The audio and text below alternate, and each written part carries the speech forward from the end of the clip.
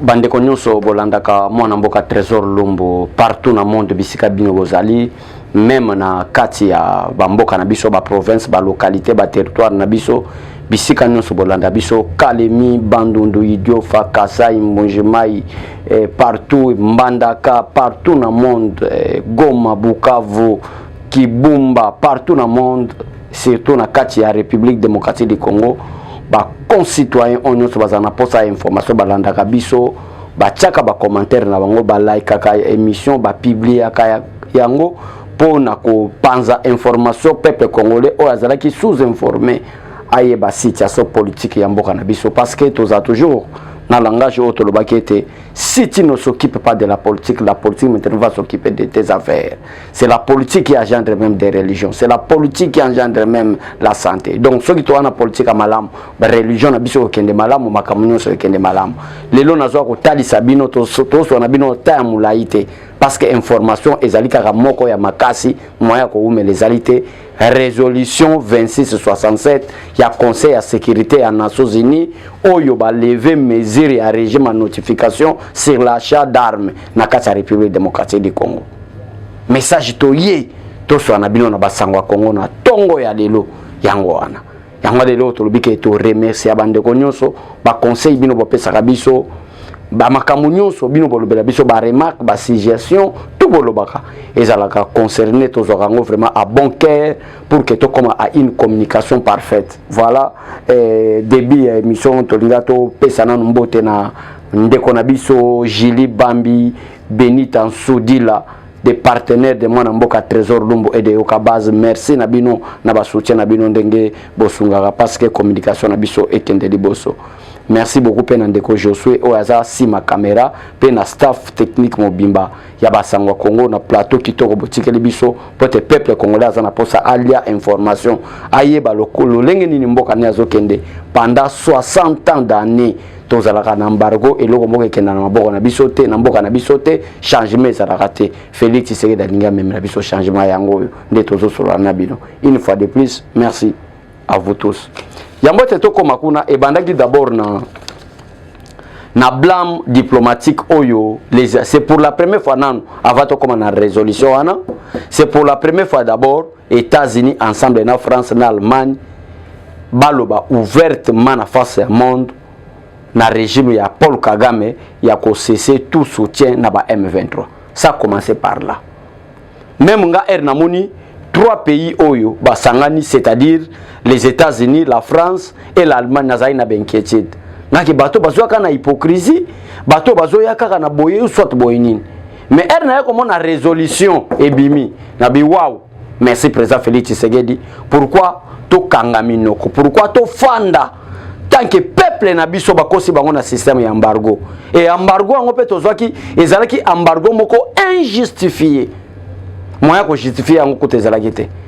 Ezalaki embargo moko te na yebaka pete cause nini ba pesa la biso embargo. Un pays attaqué par les groupes armés, un pays oyo eko sauver monde même na ba forêt nango, eko sauver monde même na ba richesse nango.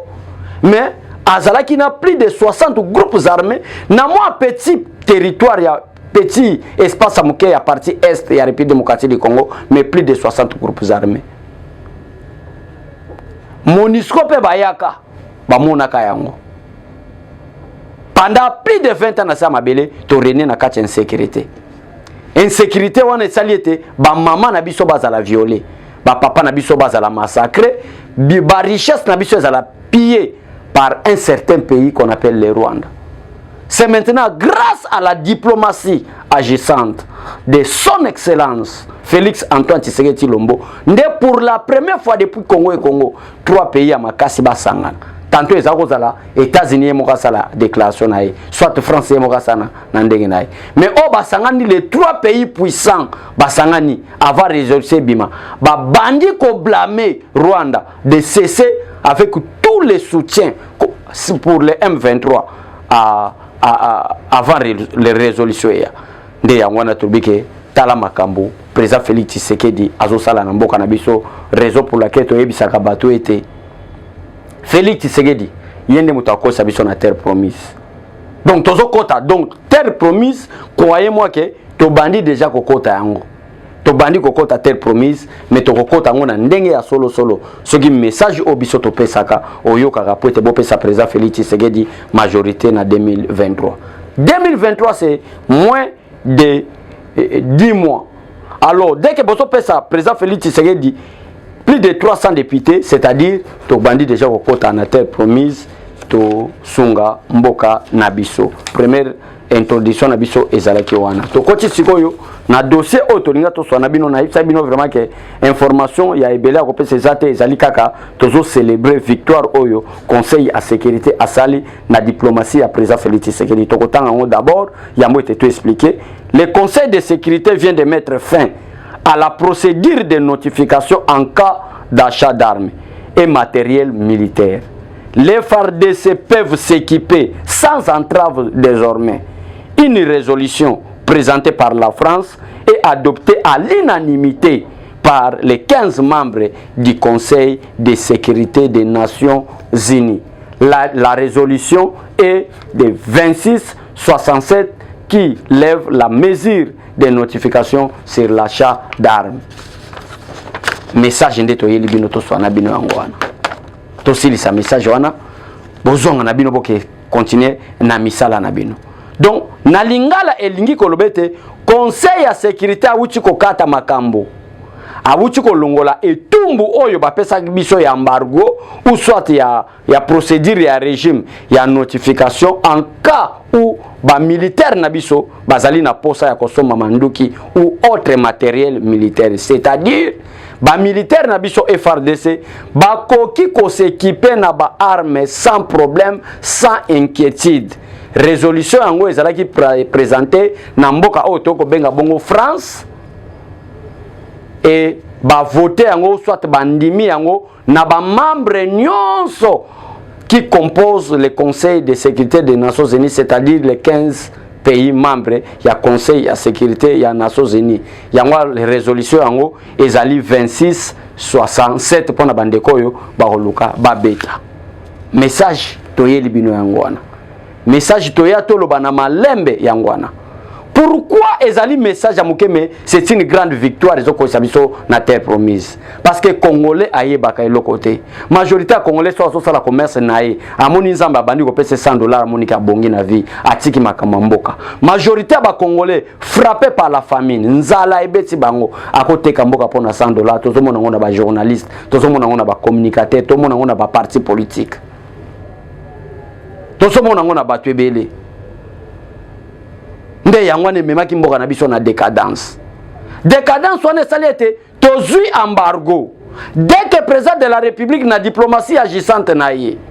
Na mayele pe sagesse oyo mokonzi nzambe tata apesa ye.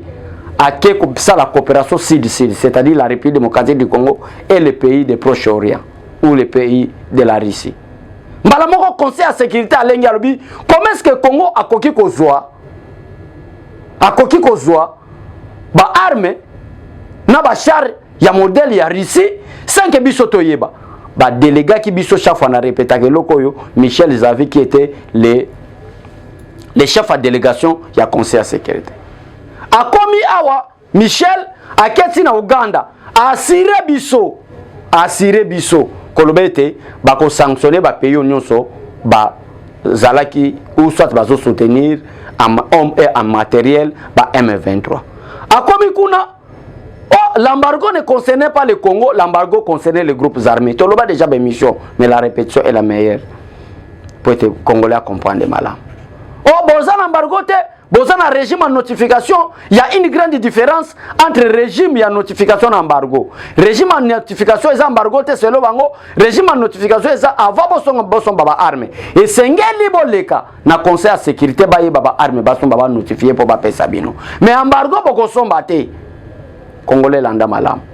Président Félix Antoine Tshisekedi Tshilombo, le Josué de la République démocratique du Congo, l'homme qui a la valeur, l'homme oya koki kolongola ba Congolais n'esclavagisme, abandi ba voyage, abandi kotambola, abandi na 5 pays qui composent les 5 pays membres permanents du Conseil de sécurité, c'est-à-dire la Russie, la Chine, la France, les États-Unis, l'Angleterre. Abandi ko courtoyer bango. Pourquoi bolongo libiso na embargo? Pourquoi botie biso na bolongo libiso na embargo bien sûr, mais bozolo bake avant to somba ba armée to le kana régime de notification. Fatia bandi makambo. Fatia bandi ko tambola. On lie bateau e baza ba communicateur ya ba parti politique.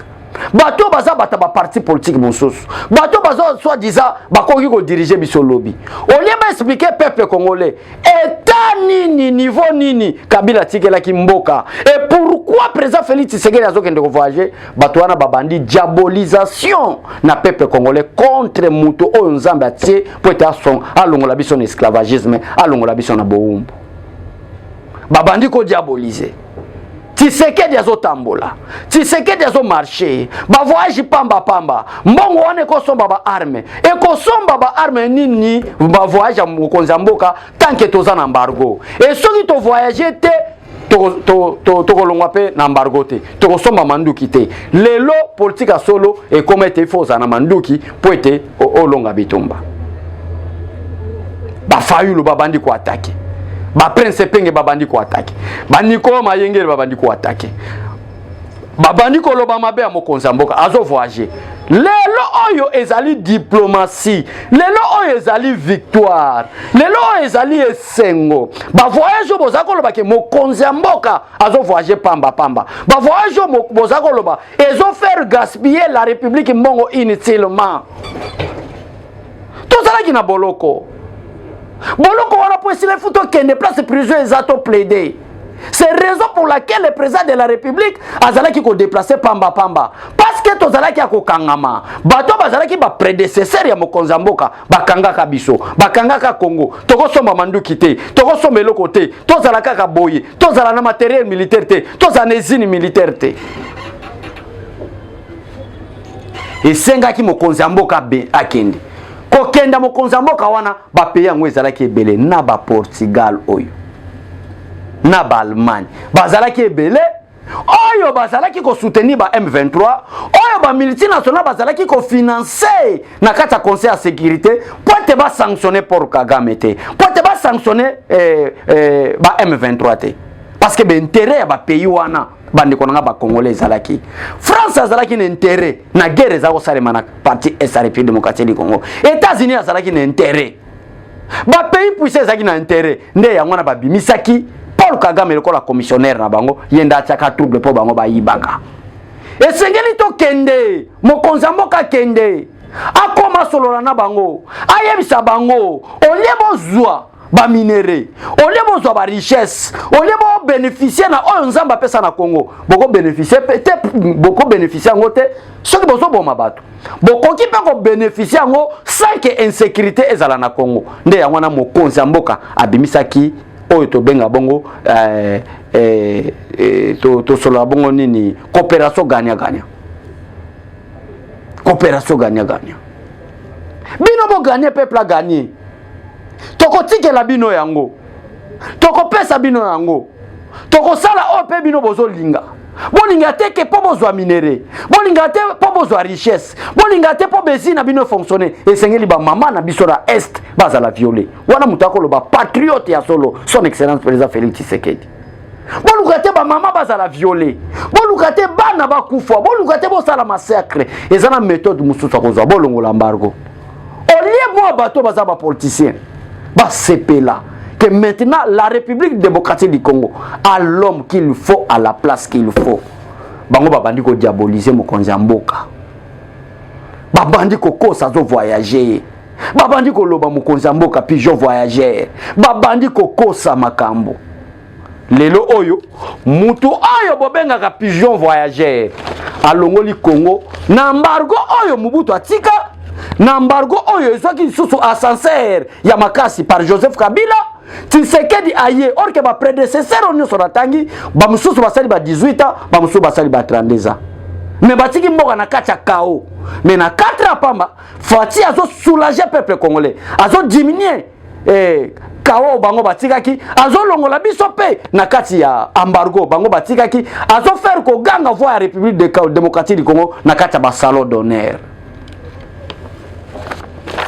lelo victoire yango ebimi mais c'est Martin Fayulu a sali pe déclaration tokotanga mais longa nazo kamwa Prince Penge Niko Mayengele Ale Bolodia hein bino bato bolegana TV bomona kaka mabe est-ce que boko lekate bobeta ta maboko mais c'est Katumbi où êtes-vous oza wapi bobete la mokonza mboka maboko boloba ke non na makambo mokonza mboka sali soki ezalaki Katumbi soki ezalaki Fayulu et quoi kozwa biso ata 50 ati bakokufa tokolongwa na embargo te na premier mandat embargo elongwe embargo eza ko empêcher biso tozala développer te embargo elongwe Congo akoki kosomba Satan de na Russie Congo akoki kosomba arme nucléaire Congo akoki kosomba arme nyonso soit matériel militaire nyonso Congo maintenant à partir d'aujourd'hui tokomi ko luka prix à Satan de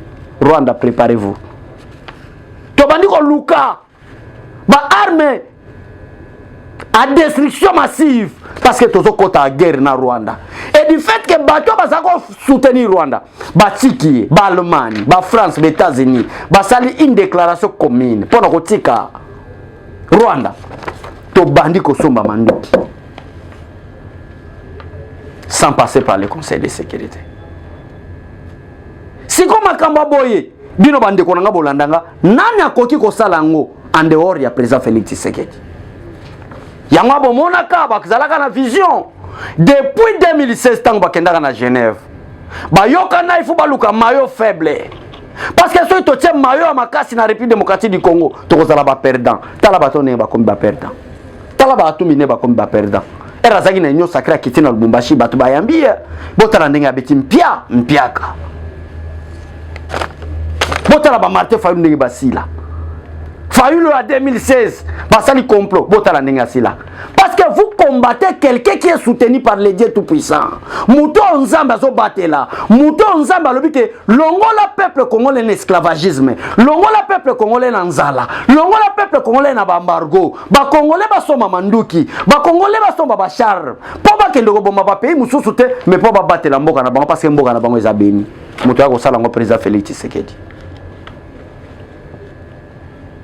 Bokoleka na ba TVT ndenge bozalaki ko insulter ye ndenge bozako lobele mabe boleka na ba TV boloba ndenge bofinga ke muluba oyo ndenge bofinga ke ese bokoleka pete boloba muluba ngoyeyo azosala makampo na intérêt peuple congolais bokomi na suka embargo yango elongwe bokomi vraiment na suka bosili Félix Tshisekedi asili sibino mayele ba campagne ba complot nyonso bino bozako sala sili donc vous désormais à partir de maintenant d'aujourd'hui ndenge bo landanga même satellite même Satan de Russie et censé tozaka na misolo na biso tokosombango pas question d'embargo pas question de notification grâce à la diplomatie agissante de son excellence président Félix Tshisekedi Tshilombo, les garants de la nation, les symboles de l'unité nationale. Il y a solo. C'est Félix Tshisekedi. Bato nyonso baleka lekawa, bazalaka na bango ba symbole de l'unité nationale te. Bazalaka na bango ba garant de la nation te. Bazalaki ba profiteur. Bato ba yaki ko profiter na richesse à peuple congolais. Ndena ko comprendre loko moko.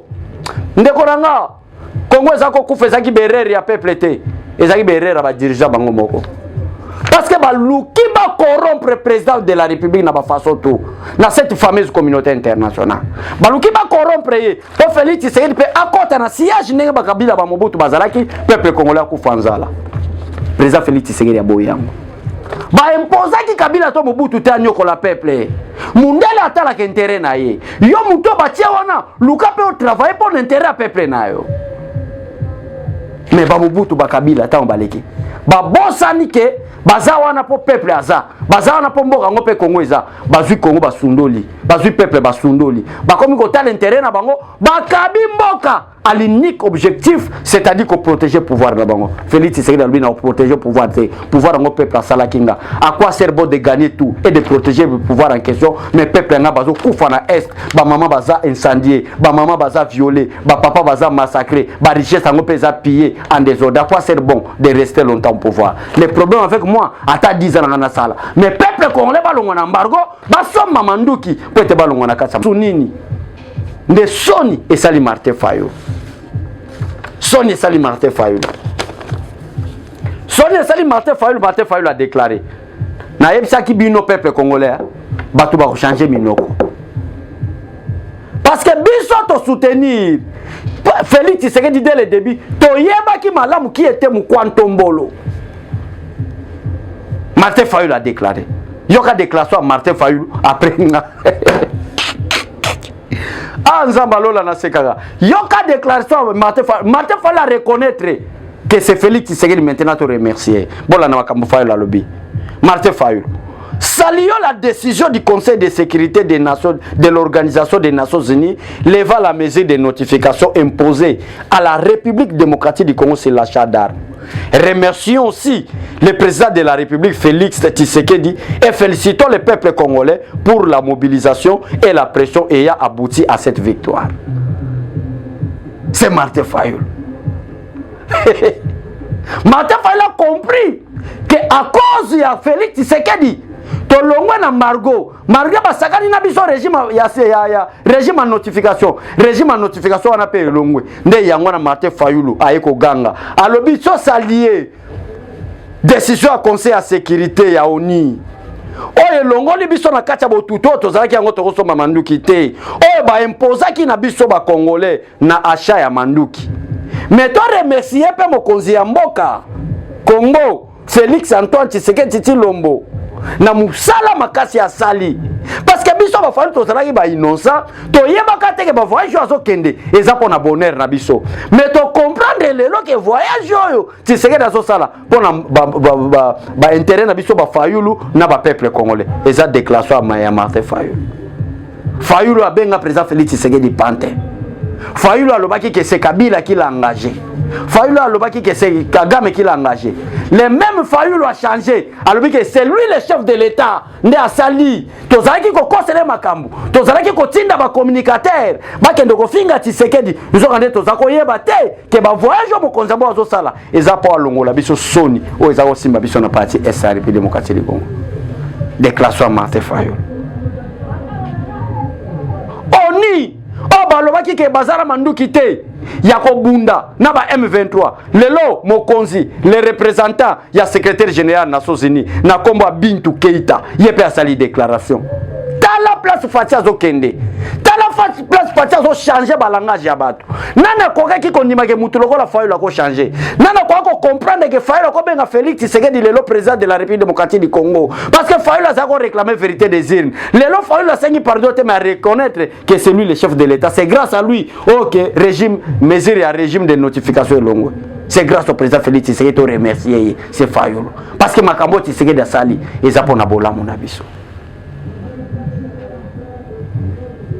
eza pona bolamu na biso nyonso ba Congo Fayulu nzamba pambolo ndenge zo changer boye mais il faut demander pardon ndeko Fayulu na mabe osali nde yango na bo moni pe Bintou Keita sa déclaration alobi la levée de l'obligation de notification pour toute fourniture d'armes est une victoire diplomatique pour le gouvernement congolais. Zamba pambola bino. Merci à Josué. Merci na bande konyo so baza kolanda biso. Merci na peuple congolais na zako yebisa bino ke tozana ta ko kende mulai te. Jour une fois yozama kasi to kobeta na bino peta mulai. Awa to yaka to kotalisa bino botala moto baza ko combattre. Na ba fayu na ba katumbi ba changer. Botika la malamu peuple congolais pour vous partager une mission. Mais rendez-vous 2023. Toza à quelques pas poto kota na terre promise. Poto kota na terre promise wana. Il faut donner la majorité au président Félix Tshisekedi en 2023. Moussala président Félix Tshisekedi Otobenga garant de la nation, l'arbitre de bon fonctionnement des institutions. Yango asali yango. Bambargo ezoko ya pamba. Bilo akolia pona fête yango ezo ya déjà bomba kuneza kotonda. Mais yo peuple congolais, Moussala no ezanini. Moussala no ezana 2023. Pesa président Félix Tshisekedi plus de 350 députés et aux Alamala. Merci vraiment à tous.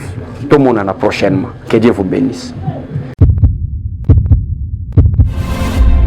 Dans sa nouvelle édition, Eshima Magazine revient sur le bilan et le parcours de Georgine Selemani Toulia, l'ex-directrice générale intérimaire et actuelle directrice générale adjointe du Fonds national d'entretien routier FONER en cible. À la une, Georgine Selemani, ce visage qui a changé le Foner. Le magazine rapporte que les 2 ans passés à la tête du Foner comme directrice générale intérimaire ont été révélateurs de la touche de gestion de Madame Georgine Selemani. Ces 2 années ont marqué cet établissement public d'une empreinte indélébile. Après avoir mis en place sa stratégie de travail, son comité a réalisé plus de 113 millions de dollars mobilisés en 2020. Un montant réalisé uniquement par Foner sans ressources exceptionnelles. Ces chiffres ont augmenté à près de 200 millions de dollars en 2022, soit un taux d'accroissement de 48%. Sous son leadership, plusieurs travaux d'entretien routier ont été financés, notamment dans le Grand Équateur, au Kasaï et dans le Nord Kivu. Elle a réussi à financer le programme d'entretien routier PR 2021 de l'OVDA avec un taux d'accroissement de plus de 280% comparativement à 2020. Grâce à son concours, le logiciel douanier Sidonia World de la DGDA a été installé pour le suivi en temps réel des perceptions de la redevance Foner, ce qui a permis de faire bondir les chiffres de recettes dans cet établissement public. À lire également son interview exclusive accordée à Eshima Magazine. Autre titre à découvrir, DGI, les contribuables relevant de la DGE et CDI Kinshasa, appelés à régulariser leurs comptes courants fiscaux. Élection 2023, Denis Kadima lance le challenge CENI pour les élections générales le 20 décembre 2023. Agression de la RDC par le Rwanda, l'appel à la mobilisation de Tshisekedi trouve un écho favorable. Découvrez également un entretien exclusif avec le DG de l'OVD, Victor Toumba, sur ces 2 années de gestion de cet établissement, mais aussi un dossier sur les infrastructures de 5 chantiers de la République au projet Chilejelo. Eshima Magazine, un nouveau standard d'information.